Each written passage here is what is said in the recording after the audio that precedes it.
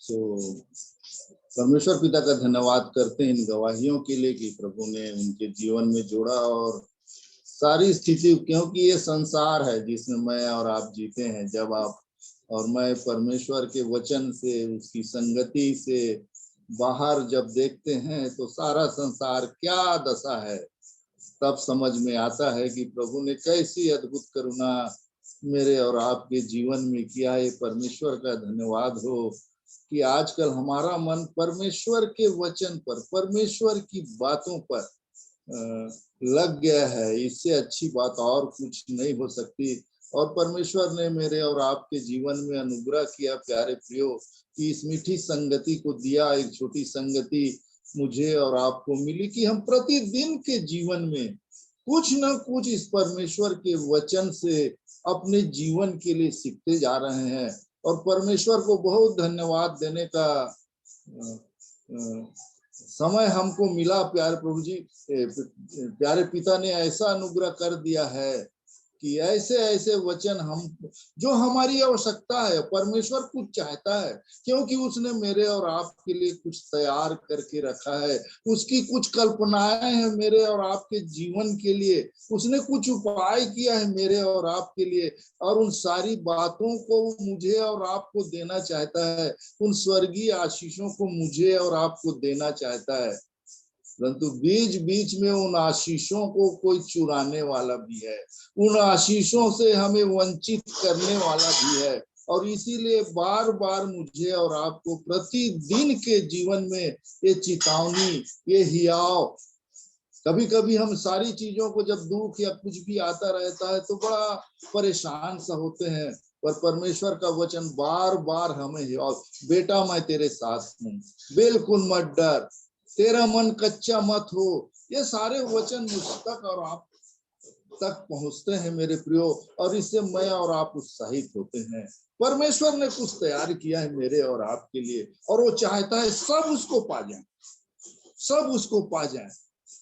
क्योंकि जब मैं इन वचनों को पढ़ता हूँ और देखता हूँ तो कभी कभी सच में, क्या प्रभु जी आपने क्या कर दिया है, और मैं कहाँ जी, कैसा उथला जीवन है मेरा, आपके विचार कहाँ है और मेरा विचार कहाँ है प्रभु जी, मैं क्या सोचता हूँ।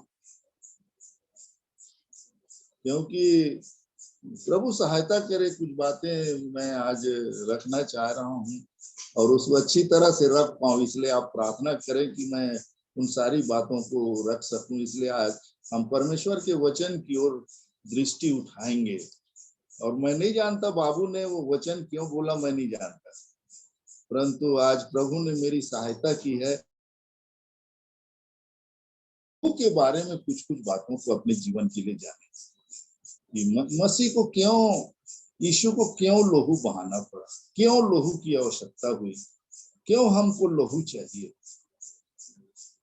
और लहू क्या क्या कर देता है हमारे जीवन में, हमको कहाँ पहुंचा देता है। जब मैं इन वचनों को ढूंढ रहा था, खोज रहा था अपने जीवन के लिए बहुत दिनों से, ये यीशु का लहू के बारे में, क्योंकि मेरे प्रियो, प्रभु ने अद्भुत काम किया है मेरे जीवन में। इसीलिए बार बार इब्रानी में जो उस दिन अपन लोग पढ़ रहे थे, बेटी सुधा रख रही थी कि उसकी बातों को हल्की मत जाने, क्योंकि मैं जब उन वचनों को याद कर रहा था तो मेरे अंदर ये आया कि प्रभु ने ऐसी नहीं ला दिया ये जीवन, उसके लिए उसने क्या कर दिया, जैसे शून्य बन गया कह रहे हैं हम।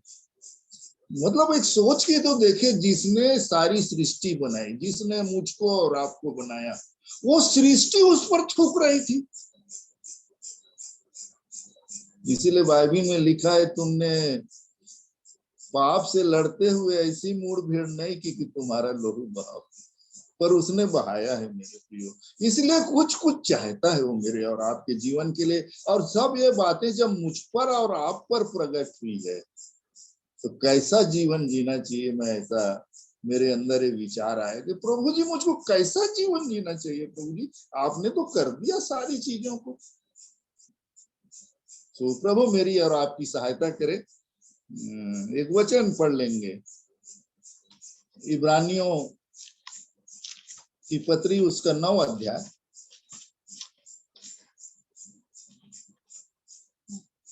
उसके 11 वचन से कुछ पदों को अपन लोग देखने की कोशिश करेंगे।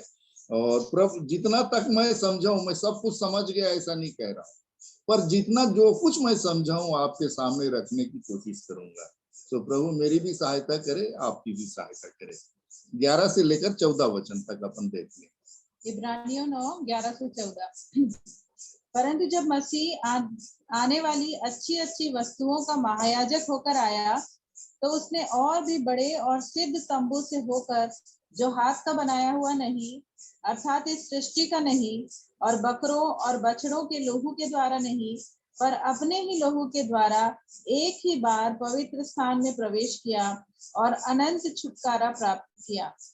क्योंकि जब बकरों और बैलों का लहू और कलोर की राख अपवित्र लोगों पर छिड़के जाने से शरीर की शुद्धता के लिए उन्हें पवित्र करता है, तो मसीह का लहू, जिसने अपने आप को सनातन आत्मा के द्वारा परमेश्वर के सामने निर्दोष चढ़ाया, तुम्हारे विवेक को मरे हुए कामों से क्यों ना शुद्ध करेगा, ताकि तुम जीवते परमेश्वर की सेवा करो।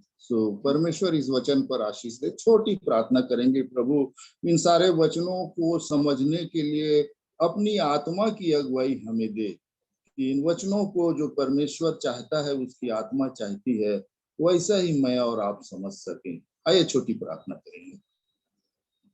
प्रेमी प्रभु जी, आपने अवसर दिया फिर से कि हम प्यारे प्रभु जी एक परिवार होकर आपके चरणों के निकट आ सकते हैं।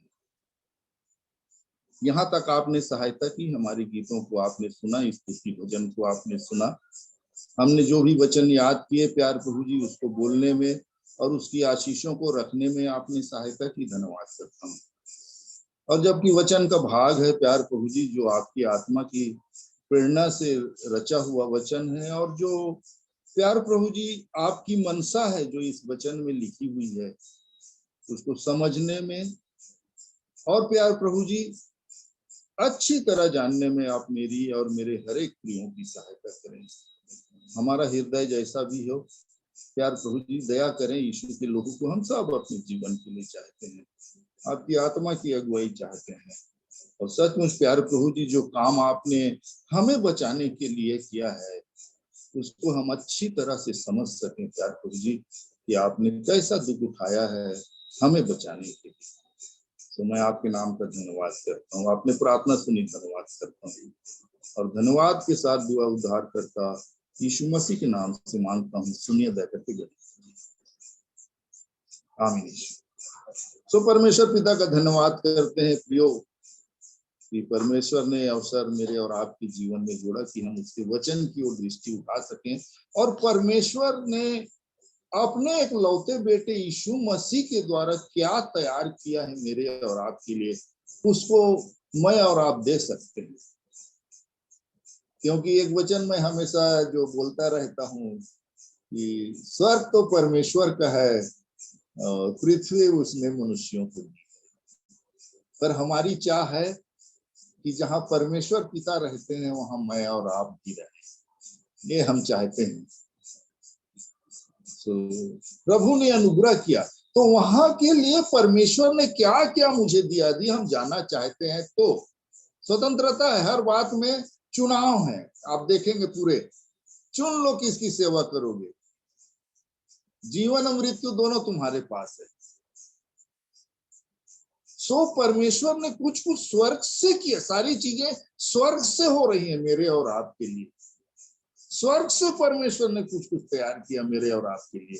तो आप देखेंगे इस स्वर्ग से हमें क्या क्या मिला है, क्या क्या पाया है हमने, क्या क्या तैयार किया है प्रभु ने स्वर्ग से मेरे और आपके लिए। कोई बता सकता है क्या मिला है हमको? आपने क्या पाया स्वर्ग से? यीशु कहाँ से आए? स्वर्ग। यीशु स्वर्ग से आए। वचन कहाँ से आया? स्वर्ग से आया। पवित्र आत्मा कहाँ से आया? स्वर्ग से आया। क्यों ये स्वर्ग से मिला मुझे और आपको? क्योंकि हमें भी वो स्वर्गीय, हमारी इच्छा है कि हम पिता के साथ रहें। और आदम के पाप के खातिर जो संबंध विच्छेद हो गया, वो फिर से जुड़ जाए। तो परमेश्वर ने मानव जाति के लिए ऐसी योजना तैयार की कि वो फिर से मुझे और आपको अपनी संगति में लेने, वो संगति में रहने वाला परमेश्वर है, वो बिना संगति के नहीं रहता, ऐसा परमेश्वर है। तो उसने तैयार किया, स्वर्ग में तैयार किया। जैसे धर्म और धार्मिकता दो विषय होता है। धर्म को मैंने जैसे समझा कि मनुष्य के उपाय परमेश्वर तक पहुंचने के लिए, वो अच्छे काम करके और कुछ कुछ करके वो परमेश्वर तक पहुंचना चाहता है। और धार्मिकता ये है, परमेश्वर ने कुछ कुछ तैयार किया है कि मनुष्य मुझ तक पहुंच जाए। तो कौन से रास्ते में हम परमेश्वर तक जा सकते हैं? सही, जिसको परमेश्वर बता रहा है। मुझ तक पहुंचने का रास्ता ये है मेरे बेटे में, या है मेरी बेटी, वो बता रहा है, तो मैं और आप पहुंच सकते हैं। और ये जो इब्रानी 9 का 22 वचन पढ़ को बेटा। और व्यवस्था के अनुसार प्रायः सब वस्तुएं लोहू के द्वारा शुद्ध की जाती हैं, हाँ, और बिना लोहू बहाए क्षमा नहीं होती। एक्चुअल में क्या हो गया कि जो आदम परमेश्वर की संगति में रहता था, परमेश्वर के साथ उसकी संगति होती थी, वो संगति से अलग हो गया। उस संगति से आदम अलग हो गया। और बाइबल ये बताती है कि बिना लोहू बहाए अब क्षमा नहीं। लोहू बहना बड़ा जरूरी है। एक और चीज बोलना चाहूंगा अपा, मैं सॉरी, दीदी जब ट्रांसलेशन पढ़ रहे हैं उसमें पापों का शब्द नहीं है, पापों से क्षमा नहीं होती नहीं लिखा है। नहीं, हाँ देखिए ट्रांसलेशन कौन सा यूज कर रहे हैं आप बाइबल का, है ना, क्योंकि यहाँ पे मेरे में लिखा है बिना लहू बहाए पापों से क्षमा नहीं होती। हाँ हाँ, मेरे में भी यही लिखा है, इसमें नहीं ये है। मेरे में नहीं है, सत्यम ट्रांसलेशन में नहीं है। हाँ, इसमें है। सच तो यह है कि व्यवस्था के अनुसार प्रायः सब वस्तुएं लहू के द्वारा शुद्ध की जाती हैं, और बिना लहू बहाए पापों की क्षमा नहीं। और मैं और आप, क्योंकि आदम के खातिर पापी ठहर गए, आदम के खातिर मैं और आप पापी ठहर गए, तो लहू बहना जरूरी है।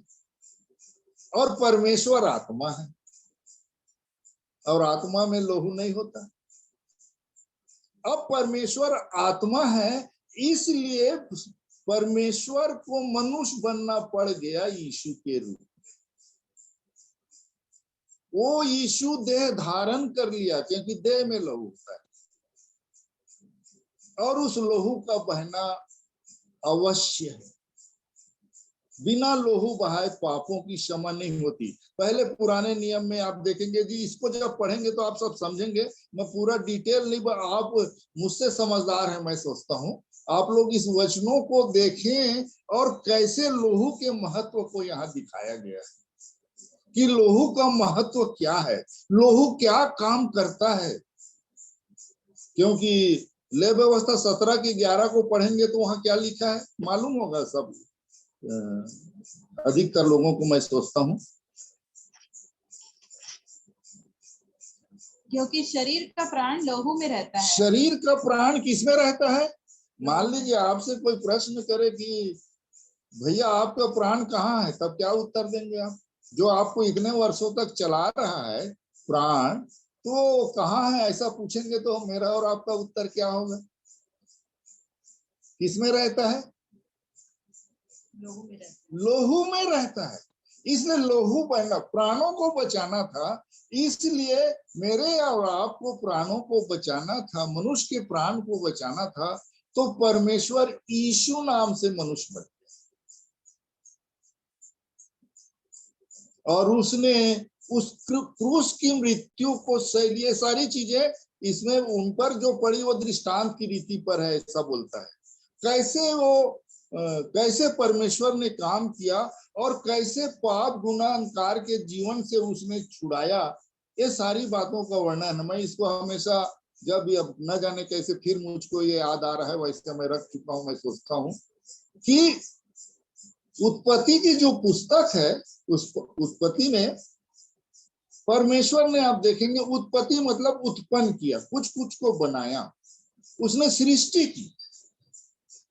और उत्पत्ति के सारांश को आप देखेंगे कि उसने सब कुछ को बनाया, उसको मनुष्य को भी बनाया, और जिस मनुष्य को बनाया वो पापी हो गया, अनाज्ञाकारी हो गया। तो जो अनाज्ञाकारी है, दूसरी पुस्तक निर्गमन है, तो निर्गमन का पुस्तक है निकलना। तो जो पापी हो गया था उसको परमेश्वर ने कैसे निकाला, ये निर्गमन की पुस्तक है कि कैसे निकलते हैं, मैं और आप कैसे निकले। परमेश्वर ने क्या उपाय बताया हमें उस पापमय जीवन से छूटने का, और जितनों ने इसको फॉलो किया, जितनों ने इसको ग्रहण किया, जितनों ने उसे ग्रहण किया, उसको उसने परमेश्वर की संतान होने का अधिकार दिया। ऐसा परमेश्वर का वचन मुझे और आपको सिखाता है। तो उसने पापमय जीवन से कैसे इस्राएलियों को छुड़ाया, क्या छाप दिया उनको? लहू लगाना अपने चौखटों, लहू से छुड़ाया। मैं और आप भी पहला काम जो लहू करता है वो मुझे और आपको छुटकारा देता है, छुड़ाता है।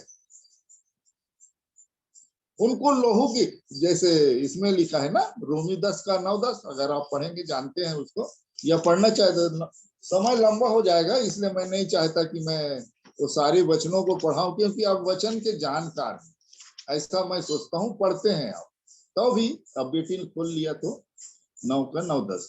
क्योंकि प्रतिज्ञा का वचन यह है कि प्रतिज्ञा का वचन यह है कि मैं इस समय के अनुसार आऊंगा और सारा के पुत्र होगा। पहला कुरिन्थियों पढ़ना है क्या? पहला नहीं, दृष्टांत की रीति करवाना है। बिना लोहू क्या क्या वचन बोला, क्या बोला? रोमी 10 का 9-10 बोला ना बेटा। हाँ, और यदि तू अपने मुंह से यीशु को प्रभु जानकर अंगीकार करे और मन से विश्वास करे कि परमेश्वर ने उसे मरे हुओं में से जिलाया, तो तू निश्चय उद्धार पाएगा। हाँ, तो यहाँ पर बोलता है यदि तू अपने मुंह से, उनको बोला गया था तू लहू को कहाँ पर लगाना? दोनों अलंगों में, चौखट में लगाना। वो उनके लिए था, इस्राएलियों के लिए। मेरे और आपके लिए क्या है? आपके दोनों अलंग कौन से हैं? अपने मुंह से अंगीकार करना, ये दोनों अलंग है। मुंह में छाप, यीशु के लहू की छाप। तो क्या होता है? पापमय जीवन से छुटकारा मिलता है, छूटते हैं मैं और आप। पहला पतरस 1 का 18-19 देखिए।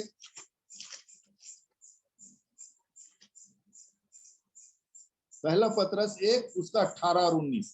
क्योंकि तुम जानते हो कि तुम्हारा निकम्मा चाल चलन जो बाप दादों से चला आता है, उससे तुम्हारा छुटकारा चांदी सोने अर्थात नाशमान वस्तुओं के द्वारा नहीं हुआ, पर निर्दोष और निष्कलंक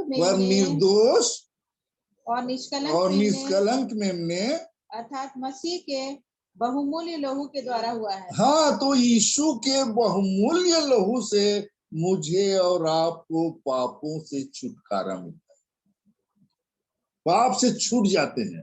और जैसे कल वो कर रहा था कि हम लोग जाएंगे कि नहीं, है ना, तो कल बाबू ने उसको स्पष्ट किया, और मुझको जब बाबू वचन रख रहा था तो उसी का रोमी 3 का 25 वचन याद आ रहा था कि हर चीज विश्वास से। देख तो बेटा क्या रोमी 3 उसका 25 वचन खुलवाया था बाबू ने भी इसको। उसे परमेश्वर ने उसके लहू के द्वारा एक ऐसा प्रायश्चित ठहराया, लहू के द्वारा ऐसा प्रायश्चित ठहराया जो विश्वास करने से कार्यकारी हो। कब कार्यकारी हो गए? विश्वास करने से। उसके लहू से मुझे छुटकारा मिल गया। ये कब आप जान जाएंगे? विश्वास करने से विश्वास करने पर कार्यकारी हो गए। बार बार अपन चिल्लाते नहीं मत रहे कि मैं प्रभु जी मैं पापी हूं, मैं पापी हूं, क्योंकि उसका लहू हमें धर्मी ठहराता है। रोमी 5:9, रोमी 5:9 देखिए। तो जबकि हम अब उसके लहू के कारण धर्मी ठहरे, तो उसके द्वारा क्रोध से क्यों न बचेंगे। देख लीजिए, आप विश्वास कर रहे हैं, मैं और आप क्या किए? पहला तो उसने छुटकारा दिया, दूसरा काम उसने किया कि उसके लहू के द्वारा मुझे और आपको धर्मी ठहरा रहा है। वो हम धर्मी ठहराएगा, ऐसा लिखा है कि ठहरे, हम धर्मी ठहरे, ठहर गए, ठहरेंगे नहीं, ठहरेंगे नहीं लिखा। तो उसका लहू क्या काम करता है? मुझे और आपको धर्मी ठहरा देता है, धर्मी ठहराता है।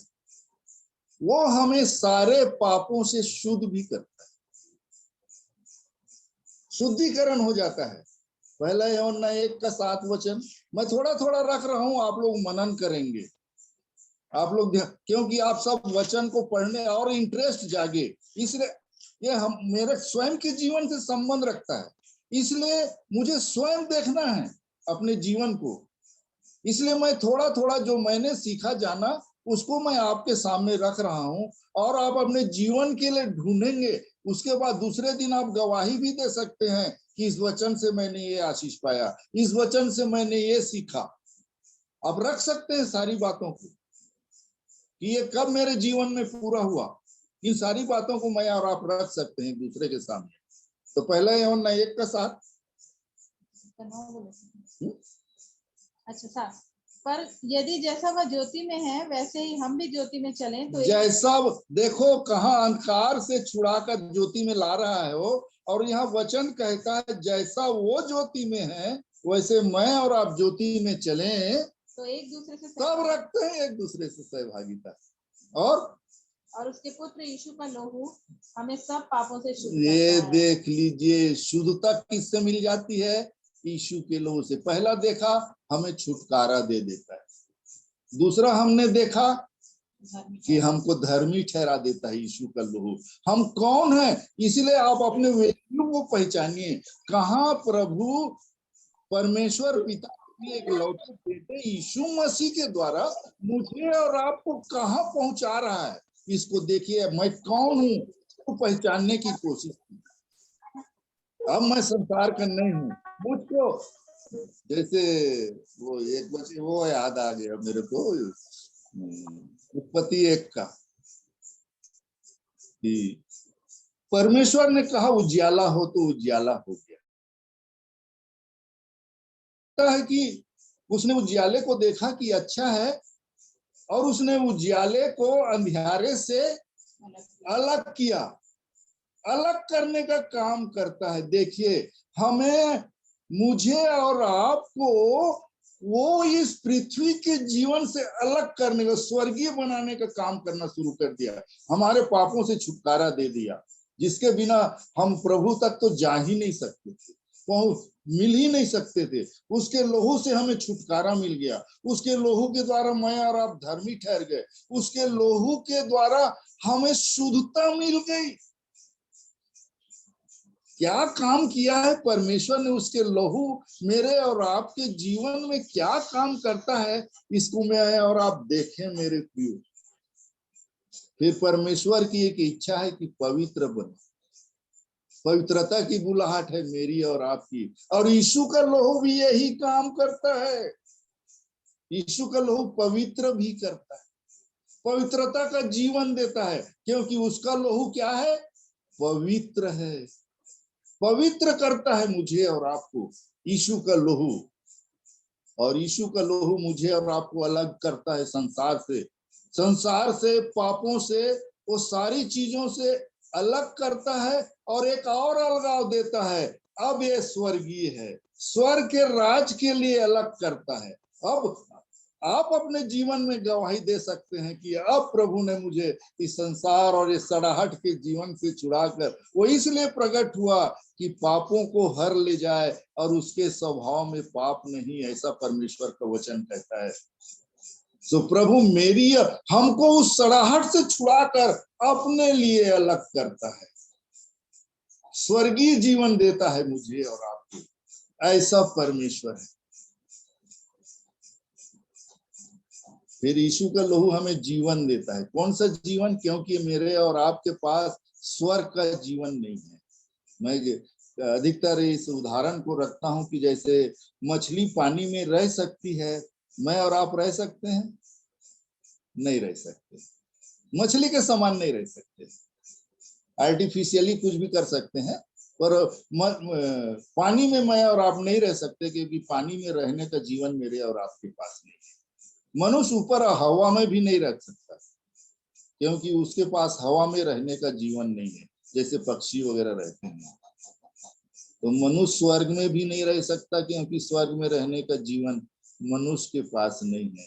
तो स्वर्ग में रहने का जीवन किसके पास है? कौन स्वर्ग से आया और कौन स्वर्ग को गया? यीशु।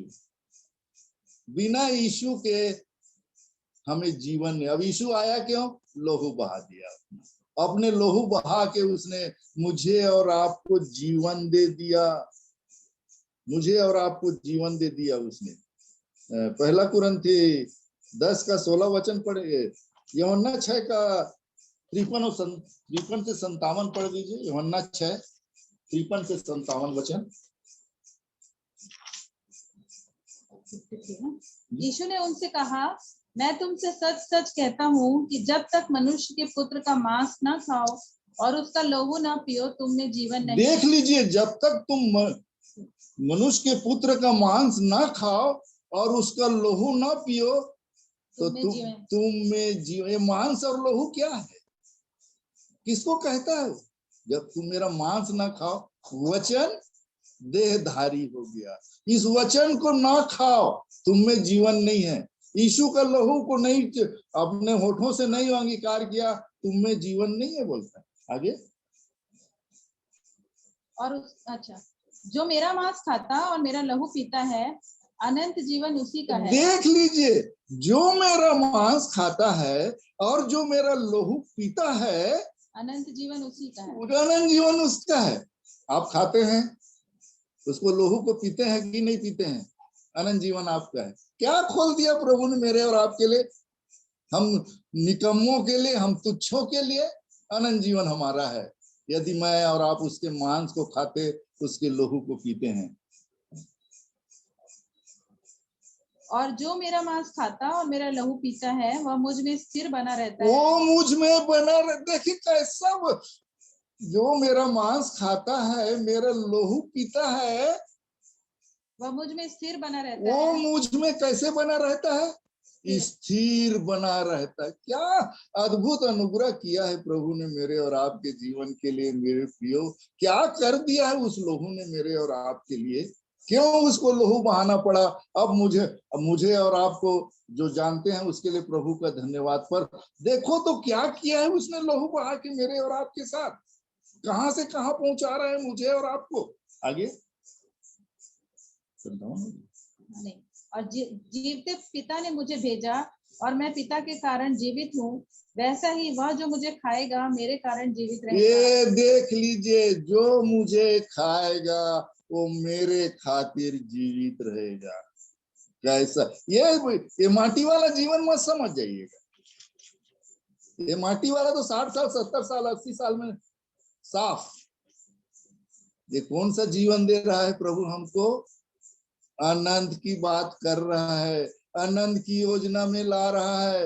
अनंत किधर जी रहे हैं मैं और आप? क्या सोच है हमारा? ये छोटे से जीवन की समस्याओं से और ये 70 साल 80 साल की समस्याओं से कितना जूझ रहे हैं। अनंत जीवन तैयार किया है प्रभु ने मेरे, सिर्फ उसके लहू के द्वारा। क्या क्या आशीषें हैं जब मैं इनको देखने लगा, खोजा अपने जीवन के लिए, उन्हीं में से जो मैंने पाया मैं आपके सामने रख रहा हूं। और मैं अवश्य है कि आप सब आशीषित हो रहे होंगे, है ना? वो मध्यस्थ हो जाता है। मैं परमेश्वर और हमारे बीच में वो मध्यस्थ, उसका लोहू मध्यस्थ हो जाता है। वचन को पढ़ेंगे, इब्रानी 12 उसका 12 से 24 वचन देखिए तो अंग्रेजी में क्या बोलते हैं, इंटरसेशन ऐसा कुछ शब्द बोलते हैं।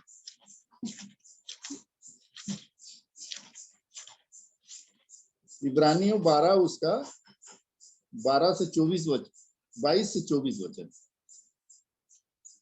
पर तुम सियोन के पहाड़ के पास और जीवते परमेश्वर के नगर स्वर्गीय यरूशलेम के पास और लाखों स्वर्गदूतों और उन पहिलौठों की साधारण सभा और कलीसिया जिनके नाम स्वर्ग में लिखे हुए हैं और सबके न्यायी परमेश्वर के पास और सिद्ध किए हुए धर्मियों की आत्माओं और नई वाचा के मध्यस्थ यीशु और छिड़काव के उस लहू के पास आए हो जो हाबिल के लहू से उत्तम बातें यहाँ कहता है। कितनी बातें हैं उसको आप देखिएगा अपने जीवन के लिए, किसके पास पहुंच रहे हैं मैं और आप, उसके लोहू के द्वारा, उसकी यीशु की मध्यस्थता के खातिर, उस लोहू की मध्यस्थता के खातिर मैं और आप कहाँ पहुंच रहे हैं। और अंतिम में एक वाक्य जो लिखा उस पर मैं जरा ध्यान देने लगा, हाबिल के लोहू से क्या, जो हाबिल के लहू से उत्तम बातें, जो हाबिल के लहू से उत्तम बातें कहता है, ऐसा वचन लिखा। तो मैं बोला ये वचन ऐसा क्यों, हाबिल के लहू से कैसे उत्तम बात करता है यीशु का लहू। तो हाबिल का जो लहू है वो उसने आप नहीं दिया, उसको किसी दूसरे ने मार दिया हाबिल को। पर यीशु ने क्या किया, अपना लहू उसने स्वयं मेरे और आपके लिए दे दिया। और हाबिल का लहू क्या कर, पलटा मांगता है। और यीशु क्या करता है, क्षमा करता है, दया करता है। इसलिए वचन बताता है कि यीशु का लोहू हाबिल के लोहू से उत्तम बात करता है, हमें क्षमा दे देता है, हम पर दया करता है। वो पलटा ले नहीं बोलता है, पर हाबिल को लोहू मेरे लोहू का पलटा ले बोलता है। कैसा अद्भुत काम परमेश्वर ने मेरे और आपके जीवन के लिए किया है मेरे प्रियो। और कहां तक पहुंच हो जाती है मेरी, यीशु का लहू मुझे और आपको पिता तक पहुंचा देता है। पिता तक जा सकते हैं मैं और आप यीशु के लहू के खातिर। इब्रानी 10 उसका 29 से 23 वचन पढ़ के देखिए, 19 से 23। तो हे भाइयों, जबकि हमें यीशु के लहू के द्वारा उस नए और जीवते मार्ग से पवित्र स्थान में प्रवेश करने ये देख लीजिए क्या कर दिया, कहां तक पहुंचा दिया यीशु का लहू ने, कहां तक पहुंचा दिया मुझे और आपको, पवित्र स्थान। और तो उसने पर्दे अर्थात शरीर में से होकर हमारे लिए अभिषेक किया है, और इसलिए हमारा ऐसा महान याजक है जो परमेश्वर के घर का अधिकारी है। तो आओ हम सच्चे मन और पूरे विश्वास के साथ और विवेक का दोष दूर करने के लिए हृदय पर छिड़काव लेकर और देह को शुद्ध जल से धुलवाकर परमेश्वर के समीप जाएं। ये कहाँ पहुंचा दिया, परमेश्वर के शरीर के समीप जाएं। ऐसा उपाय परमेश्वर ने मेरे और आपके जीवन के लिए किया है मेरे प्रियो।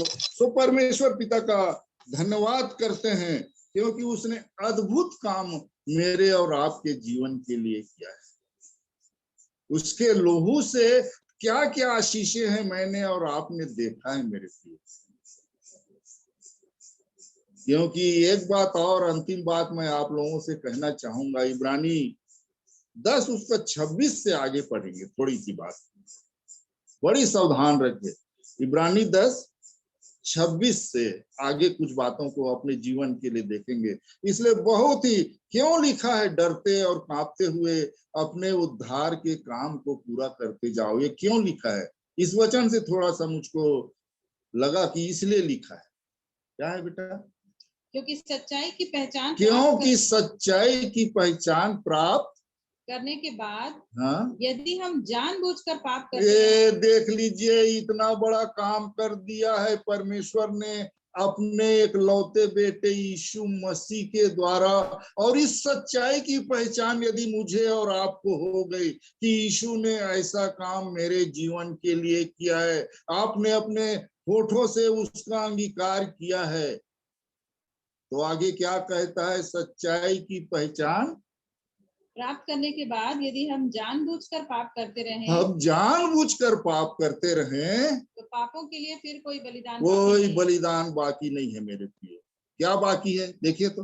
हाँ, दंड का एक भयानक हाँ, दंड का एक भयानक बाट जो होना बाट जोहना और आग का जलन बाकी है। क्या बाकी है? प्रभु सहायता करे। इसीलिए वचन में लिखा है, बड़े डरते और कांपते हुए अपने अपने उद्धार के काम को पूर्ण करते जाओ। वो सब कुछ करने के लिए तैयार है। तो प्रभु मेरी और आपकी सहायता करे। उसके लहू की कुछ आशीषों को मैंने रखा, सब पूरा हो गया ऐसा नहीं है। आप अपने जीवन के लिए देखने की कोशिश करेंगे और आशीषित होंगे, और प्रभु के नजदीक मैं और आप आएंगे और प्रभु से और भी विनती करेंगे, प्रभु जी मेरी सहायता करे, मुझ पर दया कीजिए प्रभु जी, कि मैं आपके योग्य बन जाऊं, आपका लहू मेरे जीवन में कार्यकारी हो। प्रभु जी, प्रभु मेरी और आपकी सहायता करे कि हम सब अपने जीवन को देखें।